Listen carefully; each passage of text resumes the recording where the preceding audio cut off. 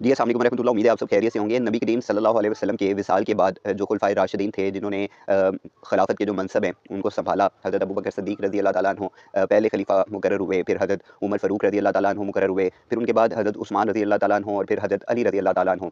अब ये जितने भी खुलफाए राशिदीन थे जिन्होंने खिलाफत का मनसब सँभाला, इन्होंने उस मनसब आते साथ ही जो अपनी राया को जो पहली बात की थी वो ये थी कि ए लोगों, हमें हमारी अताअत, हमारी पैरवी उस वक़्त तक करना जब तुम हमें अल्लाह और उसके रसूल के दीन के ऊपर देखो, उनकी तालीमात के ऊपर पैरवी करते हुए देखो। अगर हम अल्लाह और उसके रसूल की तालीमात से, उनकी पैरवी से रूगर्दानी करते हैं, तो हमारी पैरवी ना करना बल्कि हमारी इस्लाह करना। ये वो खुलफाए राशिदीन हैं जिनके बारे में जिनको अल्लाह ने जन्नत की बुशारत दी थी।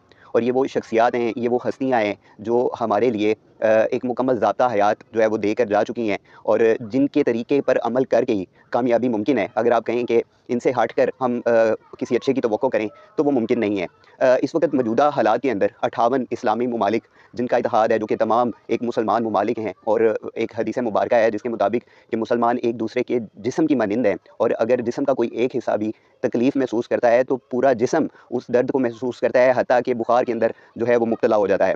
तो अगर आप इन चीज़ों को तशबीह दें मौजूदा हालात के साथ, जहाँ पर अथॉरिटी को क्वेश्चन करना एक बहुत बड़ा जुर्म बन चुका है। आप किसी से सवाल नहीं कर सकते, आप किसी के ऊपर तनकीद नहीं कर सकते। यानी इस वक़्त जो हुकूमती अरकान हैं, जो मेंबर असम्बली हैं, यानी जितने भी लोग हुकूमत के साथ जुड़े हुए हैं और जितने वो बड़े इदारे सिक्योरिटी फ़राहम करने वाले, उन इदारों के ऊपर अगर आप क्वेश्चन करेंगे तो आप मुसीबत में पड़ेंगे। आप सिर्फ़ आप ही नहीं, आपकी फ़ैमिली भी उन मुश्किलात से दुचार होगी। तो जो सारी चीज़ें हम देखते रहे हैं पीछे। अब आज के दिन में जो पाकिस्तान तहरीक-ए-इंसाफ़ के जो जनूबी पंजाब के सेनेटर भी रह चुके हैं, ओन अब्बास बप्पी साहब, उनको भी घर से जो है वो नामालूम अफ़राद आज अगवा करके ले गए हैं और उनका कोई पता नहीं वो कहाँ हैं, कहाँ नहीं है। बहरहाल ये जो सिलसिला है ये अभी रुक नहीं रहा, ये चलता आ रहा है। अब डिवाइड एंड रूल जो पॉलिसी थी, जो गोरे ने एक कायम की थी, जिसकी बिना पर उसने जो इस्लामी ममालिक हैं, जो मुसलमान हैं, उनको बहुत ज़्यादा नुकसान पहुँचाया है कि इनको आपस में लड़वा दें, इनके अपने-अपने छोटे-छोटे मुफ़ादात तय करके इनकी आपस में लड़ाइयाँ करवाते रहें और अपने जो हमारे मुफ़ादात हैं वो बड़ी आसानी से हासिल किए जाएँगे। यही तरीके के ऊपर दोबारा अमल दरामद जो है वो शुरू हो चुका है। अब आज से 2 दिन कबल जो एक इंतहाई अफ़सोसनाक एक और वाक़या रमज़ानुल मुबारक के 1 दिन पहले जो मौलाना हामिदुल हक साहब के हवाले से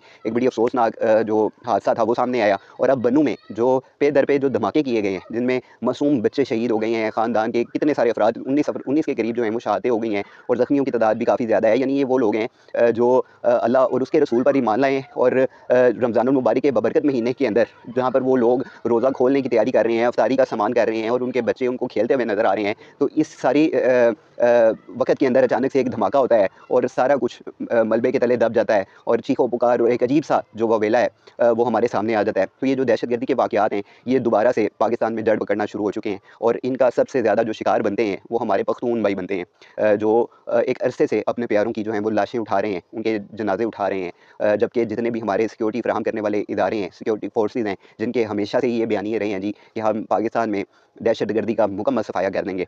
लाल मस्जिद का ऑपरेशन आपको याद होगा और वो करने वाले का जो इबरतनाक अंजाम हुआ, वो भी आप सबको याद होगा।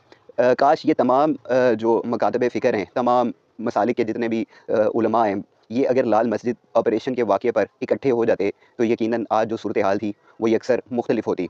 अब ये जो अफ़गानिस्तान के साथ एक हालात कशीदा करने की कोशिश की जा रही है, दोबारा से एक जंग की तैयारी करने का प्रोग्राम किया जा रहा है ट्रंप की जानिब से, और जिसमें पाकिस्तान उनका मददगार भी बन चुका है। जो अफ़गानिस्तान ने 2001 में जो इनख़ला के वक़्त जो एक धमाका हुआ, उसके अंदर जो मतलूब उनको मुल्ज़िम था शरीफुल्लाह के नाम से, वो पाकिस्तान ने अमेरिका के हवाले किया और अमेरिका पाकिस्तान की हुकूमत का शुक्रिया अदा करता फिर रहा है। आपको रेमंड डेविस याद होगा, जो पाकिस्तान के अंदर आया, दंदनाता हुआ फिरता रहा और नशे की हालत में उसने नुकसान भी किया और पकड़ में आने के बाद आसानी के साथ पाकिस्तान की जो हुकूमत है उन्होंने उसको वापस हुकाम के हवाले कर दिया। डॉक्टर आफ़िया सिद्दीकी जो एक अरसे से ऐसी कैद की सौतें बर्दाश्त कर रही है, किस किस्म के हालात वो फ़ेस कर रही है और पता नहीं अब वो बेचारी अपने सेंसेस के अंदर है भी कि नहीं है। और इतनी सारी हुकूमतें आईं, इतने सारे लोगों ने अपने-अपने वो अज़्मों का इज़हार किया कि हम आफ़िया सिद्दीकी के लिए ये कर देंगे, हम उसको वापस लेके आएँगे। तो कुछ भी नहीं हो सका। वो बेचारी आज भी उसी जेल की काल कोठरी के अंदर चीखो-पुकार कर रही होगी। अपनी ज़िंदगी के जो हैं वो अय्याम कितने बाकी रह गए हैं, वो ये गिन रही होगी।